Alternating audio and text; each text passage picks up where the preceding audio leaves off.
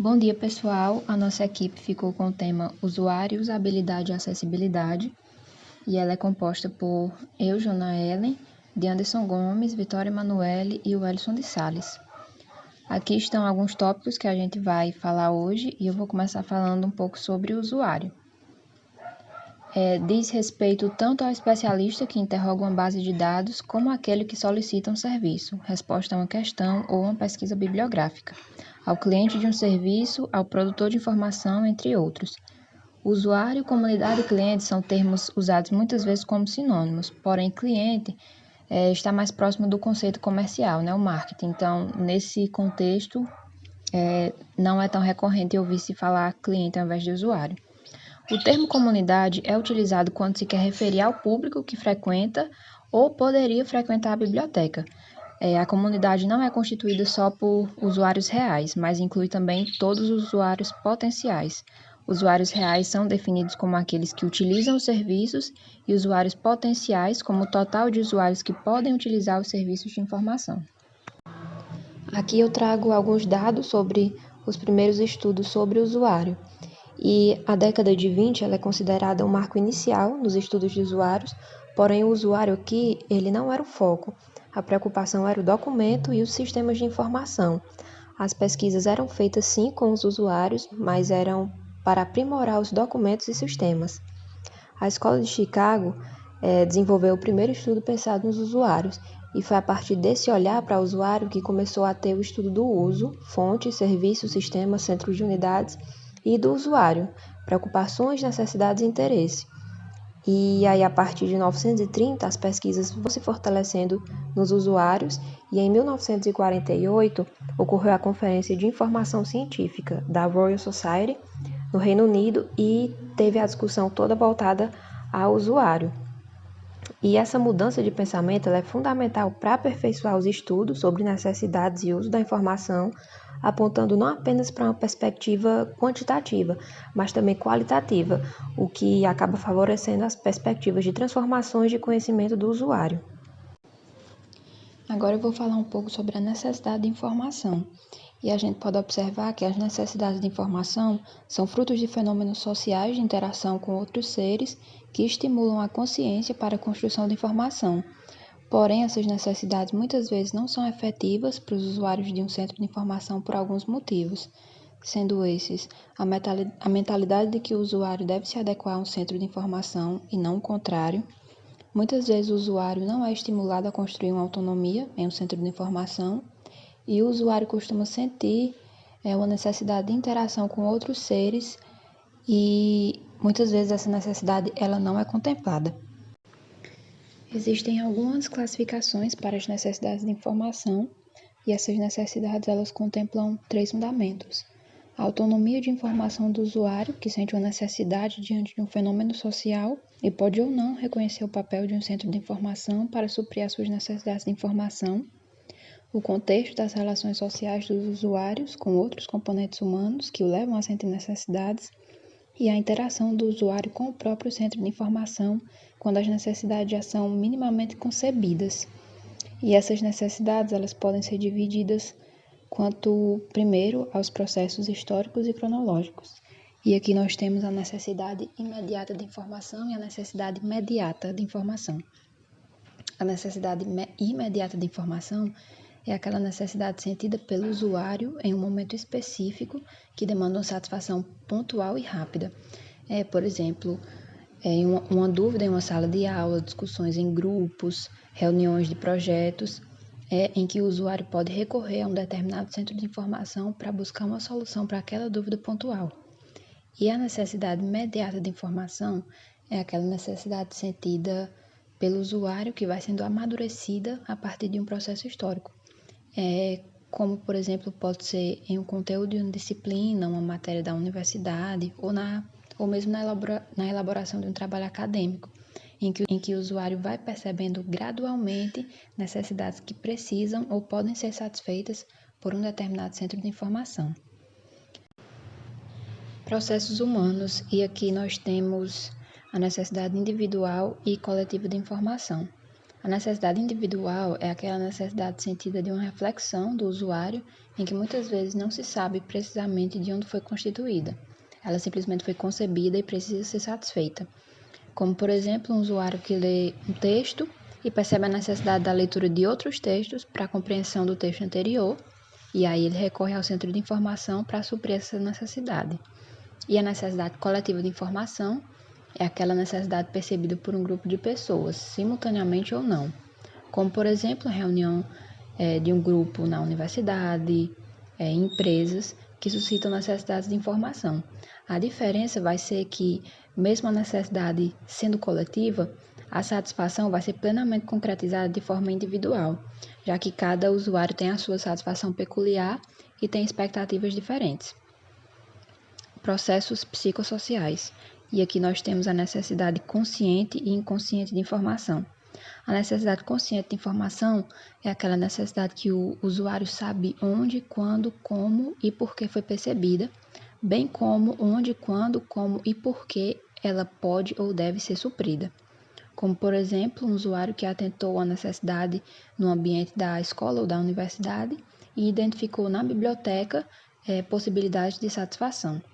E a necessidade inconsciente de informação é aquela necessidade que o indivíduo não identifica de forma direta ou mesmo sente, mas não contextualiza de forma efetiva onde, quando, como e por que ocorreu, o que vai dificultar as suas perspectivas de satisfação. Processos institucionais e pedagógicos.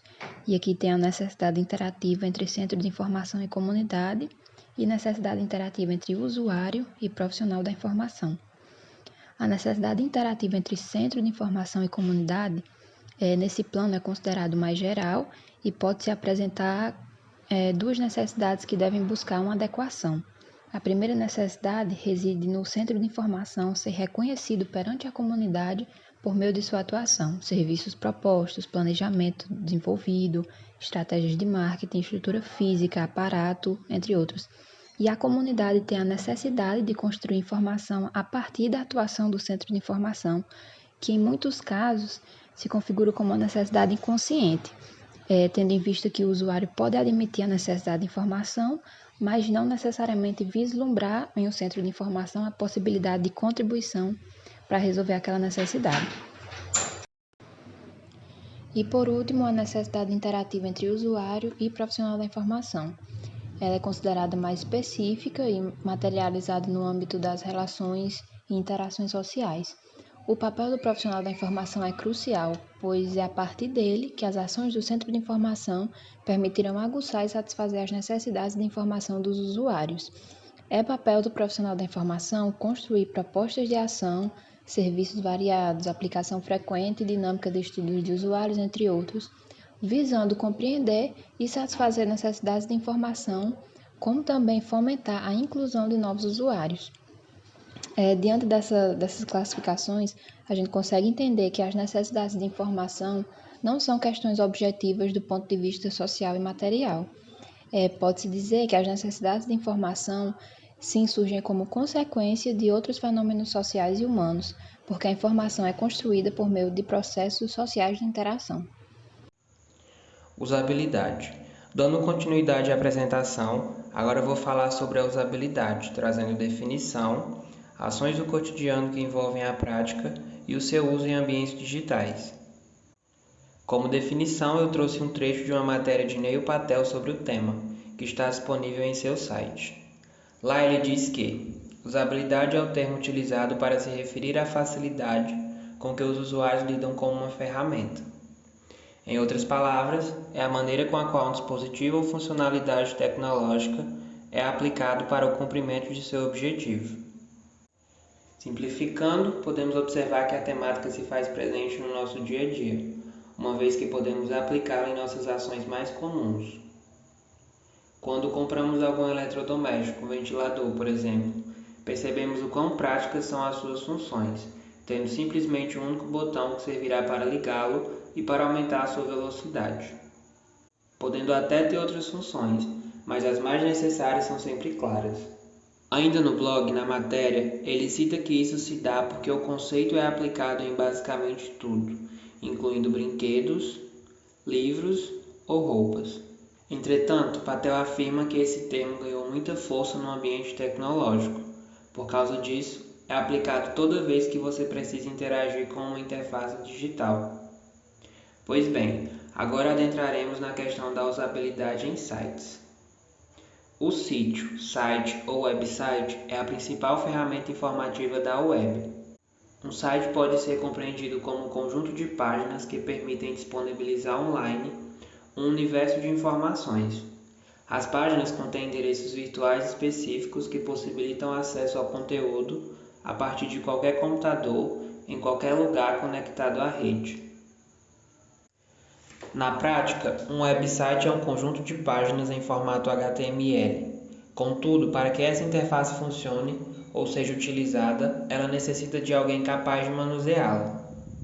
Tendo em vista a enorme quantidade de sites, os usuários encontram-se cada vez mais exigentes e, para Nielsen e Lorange, citados por Santos e Costa, por esta vasta quantidade de diferentes tipologias, as pessoas esperam muito dos websites e cada vez menos aceitam um projeto ruim, pois equívocos de usabilidade resultam em usuários insatisfeitos. Aqui a gente observa que foi colocada à risca a questão da importância da opinião e satisfação do usuário no momento da construção dessas plataformas, onde podemos utilizar essas opiniões como forma de medida para sabermos o quanto a plataforma está acessível com relação à sua usabilidade. Imaginem como seria se a plataforma da Netflix não fosse totalmente acessível. E o Facebook, que atualmente é considerada a rede social com mais usuários, totalizando cerca de 2 bilhões de usuários. Pois bem, a interface desses suportes digitais estariam totalmente entregues ao desuso. A Netflix, sem sua organização visual, não seria a Netflix. Um site bastante acessível e prático que atende às necessidades de vários usuários, apresentando filmes em toda a extensão da tela. Site que vem sendo constantemente atualizado. E o Facebook, por sua vez, caso não tivesse sido feito o estudo de seus usuários ao ter sido construído, provavelmente perderia toda a sua facilidade de acesso e manuseio.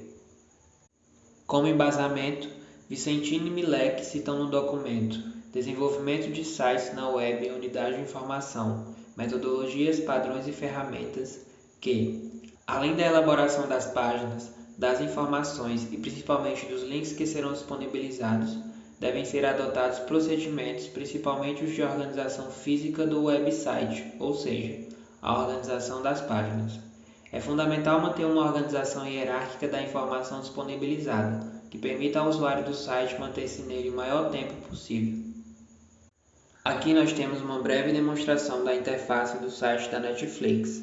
Como já havia citado, os organizadores e criadores da página se propuseram a desenhar um layout que fosse totalmente preenchido com o produto que eles querem oferecer. No caso, filmes e séries. Além da inteligência artificial, que, para quem não sabe, o termo está relacionado à capacidade de máquinas aprenderem a pensar e a agir como humanos. E no site, a mesma funciona no momento da busca e da escolha de determinados filmes. Depois disso, o site irá criar uma espécie de perfil pessoal do usuário, baseado em suas buscas, e nas próximas vezes, o site estará repleto de romances, séries de ficção ou o que você mais vê ali. Já aqui temos o Facebook, com sua nova interface totalmente atualizada e de cara nova. Atualmente, uma das principais mudanças que agradaram bastante aos usuários é o fato de a plataforma adaptar-se ao tema escuro que já era uma realidade de outras plataformas. Nessa rede social, tudo o que você precisa está no alcance de um clique. Não é à toa que ela é a rede social mais utilizada atualmente. Praticando a usabilidade. Agora eu vou apresentar um pequeno vídeo onde vocês poderão perceber alguns pontos que poderiam ser pensados ao construir um determinado site.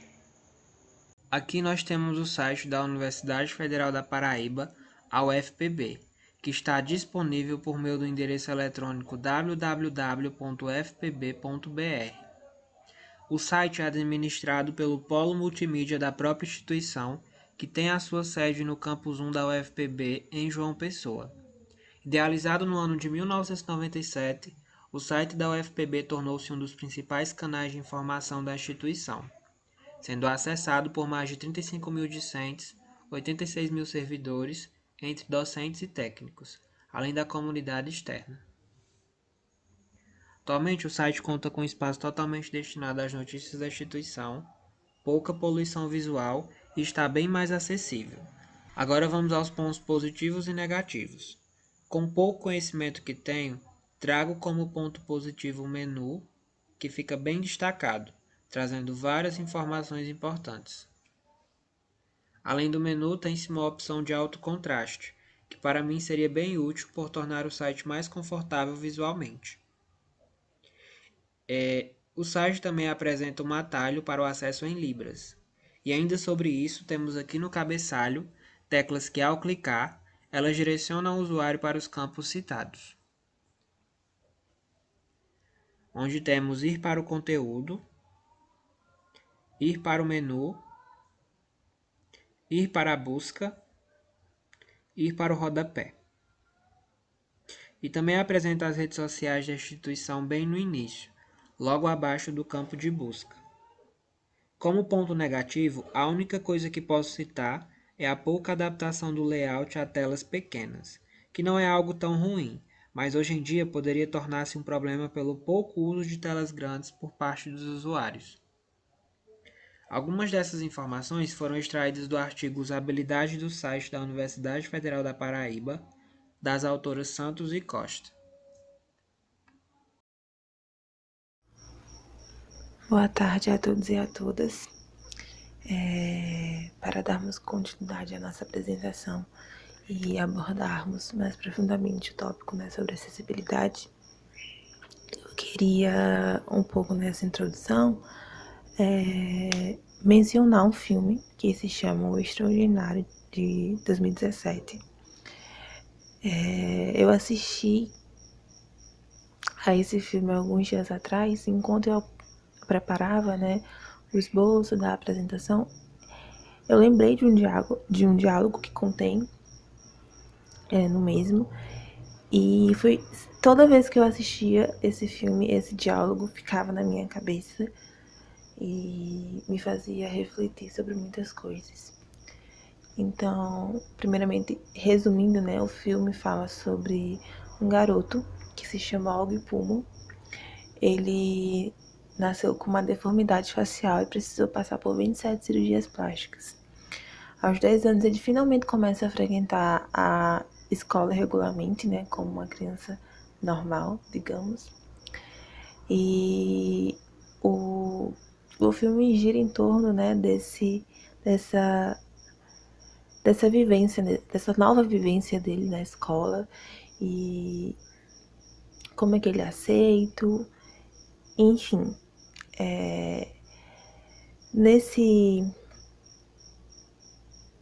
Nessa escola, há um garoto da sala do Og que pratica bullying com ele. E quando chega-se no limite, como se a primeira coisa feita, o primeiro ato de bullying feito já não fosse o limite, né?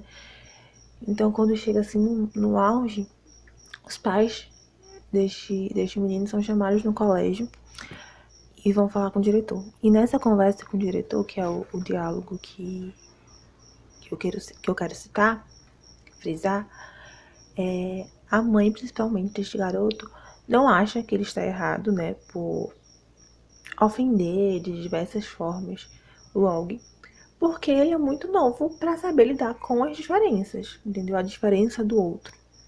Então, em certo momento da conversa, ela faz a pergunta: é necessário que nos moldemos à necessidade de qualquer um que apareça? E ela faz essa pergunta com um tom de deboche, né? E a resposta do diretor é o ponto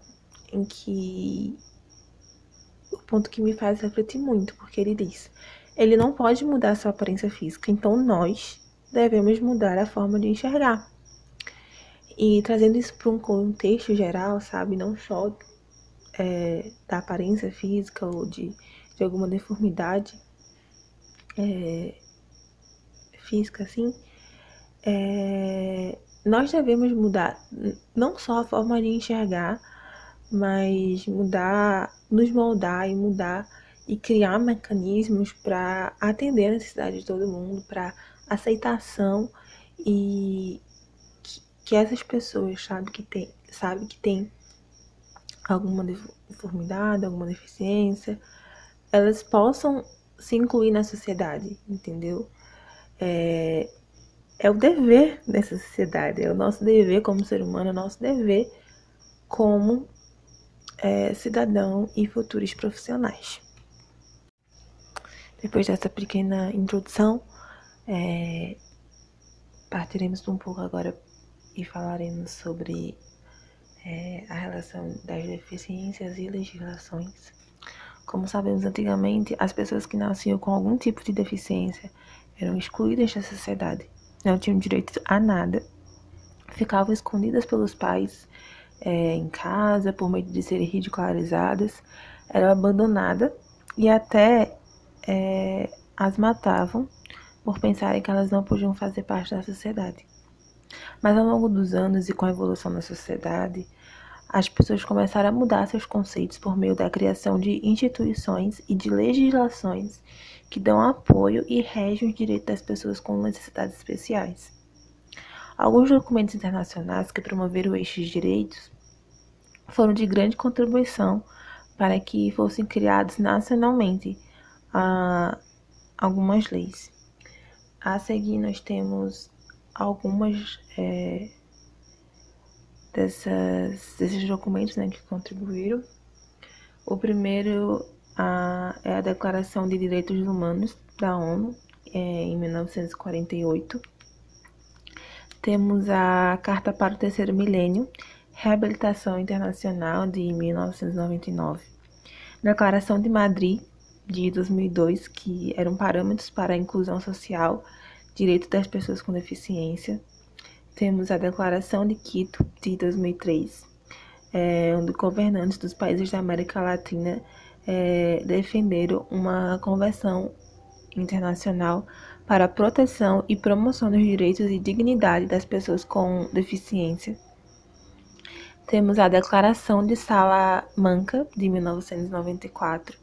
Ela descreve princípios e práticas nas áreas de educação para pessoas com necessidades especiais, como preparo e especialização dos profissionais de educação. E temos também Declaração dos Direitos das Pessoas Portadoras de Deficiência, de 1975, que são recomendações a fim de estabelecer igualdade e uma vida melhor à pessoa com deficiência. No Brasil, também foram criadas, normas e leis que regulamentam ações e direitos, sempre em conformidade com as legislações internacionais, garantindo maior liberdade e inclusão dessas pessoas na sociedade. Para Rosa, a Constituição Federal de 1988 foi um grande marco inicial de reconhecimento das pessoas com deficiência no país. Além disso, estabeleceu os direitos à saúde, à educação, ao trabalho, à igualdade, ao transporte, à vida familiar, à assistência de modo geral, ao lazer, à cultura, ao esporte e o direito à eliminação das barreiras arquitetônicas. Essa mesma autora também cita a Emenda Constitucional de 1978 como um princípio de inclusão, como um princípio de inclusão da pessoa com deficiência na sociedade na época da ditadura. A Lei número 10.098 de 2000 trata de questões de acessibilidade aos deficientes físicos, estabelecendo normas gerais e critérios básicos para a promoção da acessibilidade das pessoas portadoras de deficiência, mediante a suspensão de barreiras e de obstáculos nas vias e espaços públicos, assim também como a norma NBR 9050 da ABNT, que estabelece recomendações sobre a acessibilidade em instituições públicas e privadas, bem como no espaço da biblioteca. Como já se sabe, Vários são os tipos de definições que pode-se ter para deficiência, pois é um termo muito abrangente e complexo, o que acaba gerando vários tipos de interpretações e nomenclaturas.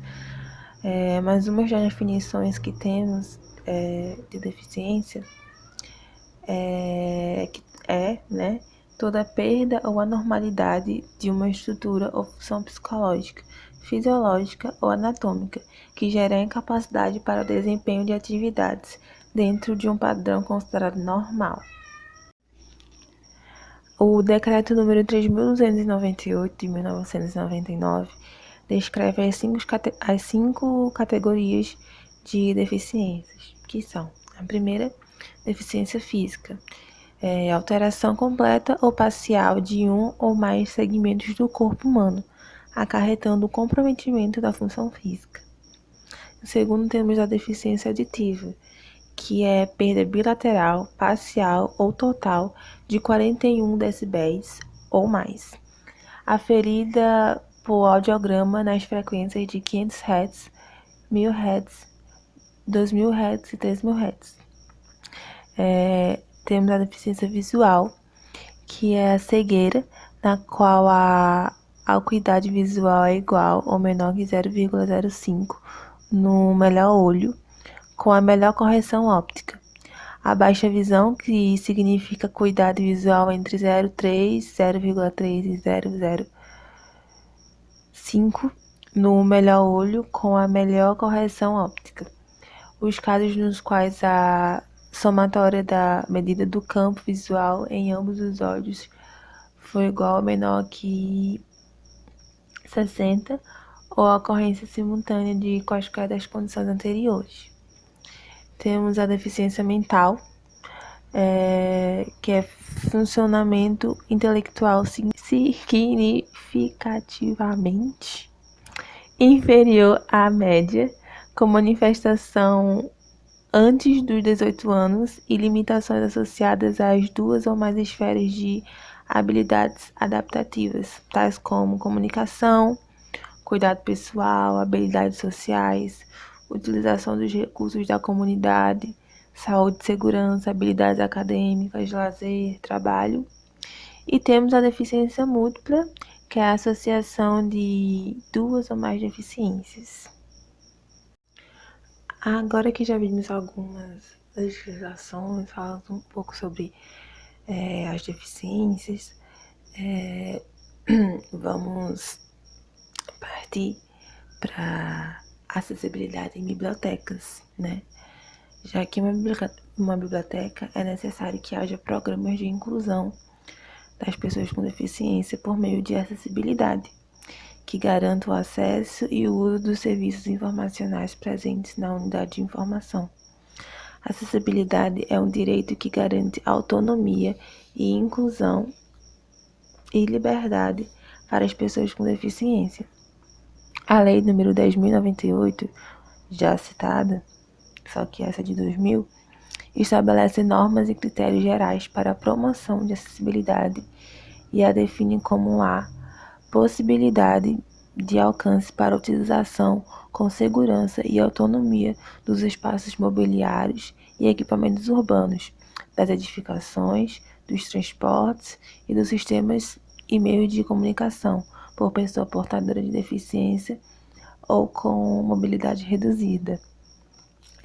Vivarta, de 2003, participou de uma publicação intitulada Mídia e Deficiência, da série Diversidade, da Fundação Banco do Brasil, em que são apresentados 6 quesitos que devem ser verificados para que uma sociedade seja acessível.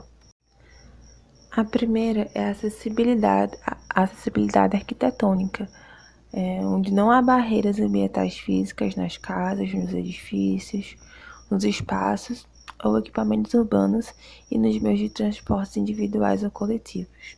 Segundo, a acessibilidade comunicacional, onde não há barreiras na comunicação interpessoal, né, face a face, a língua de sinais, na escrita, no livro, na carta, apostila, incluindo textos em braille, uso do computador portátil e virtual, que seria a acessibilidade digital. Temos a acessibilidade metodológica, onde não há barreiras dos métodos e técnicas de estudo, de trabalho, de ação comunitária e de educação dos filhos. Acessibilidade instrumental, onde não há barreiras nos instrumentos, utensílios e ferramentas de estudo, de trabalho e de lazer ou recreação.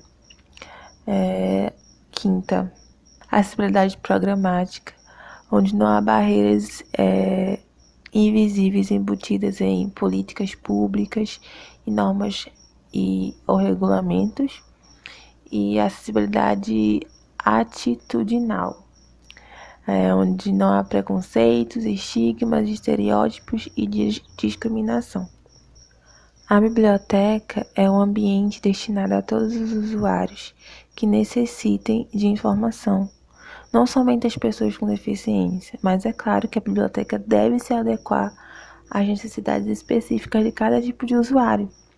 Muitas pessoas ainda não sabem das variadas fontes de informação que podem encontrar em uma biblioteca e ainda desconhecem as ferramentas tecnológicas para auxiliá-los em seu dia a dia. Portanto, cabe ao profissional da informação, que somos nós, fazer essa intermediação.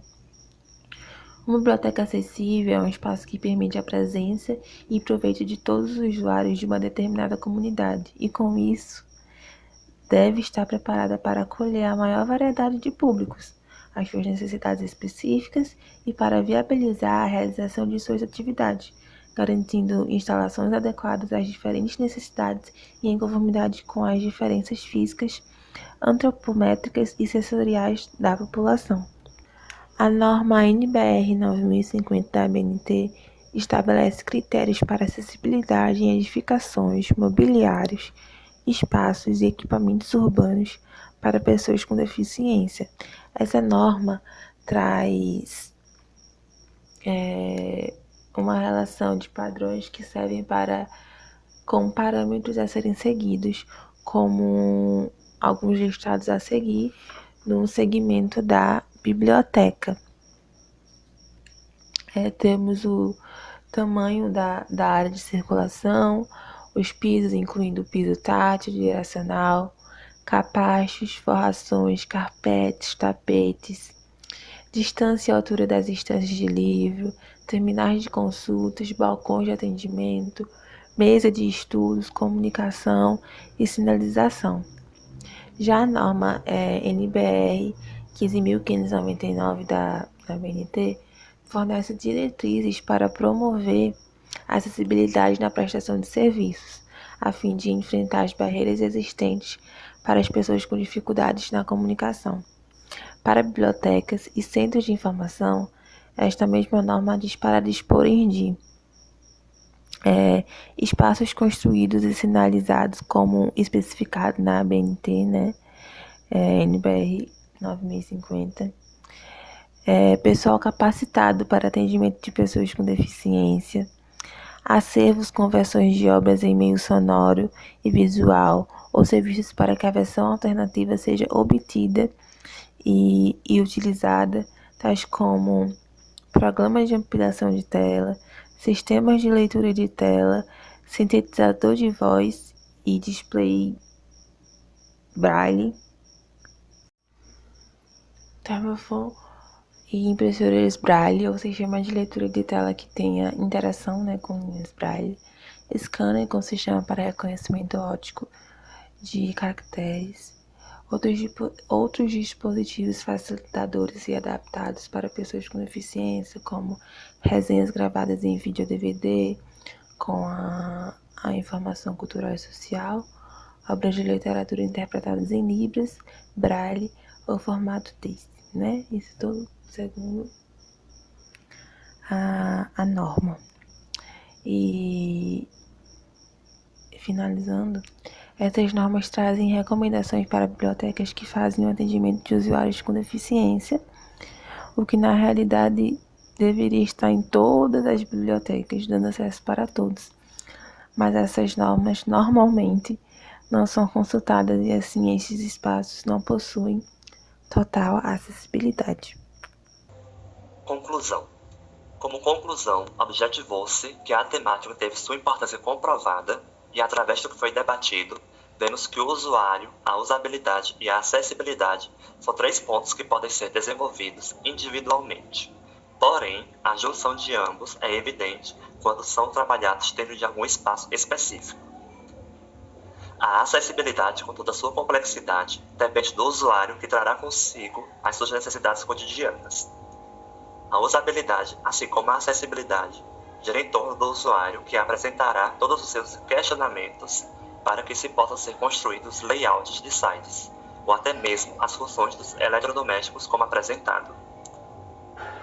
Para fechar a apresentação, temos aqui a citação de Marilene Guedes, disponível no Treino Web, em uma matéria que tem como título Usabilidade versus Acessibilidade. Quais as diferenças e relações? Que deixa bem claro o quanto os temas estão relacionados, e ela diz o seguinte: poderíamos dizer que o objetivo da usabilidade é os usuários serem capazes de alcançar seus objetivos com o mínimo esforço e com resultados máximos. A acessibilidade é as pessoas conseguirem acessar sem nenhuma limitação.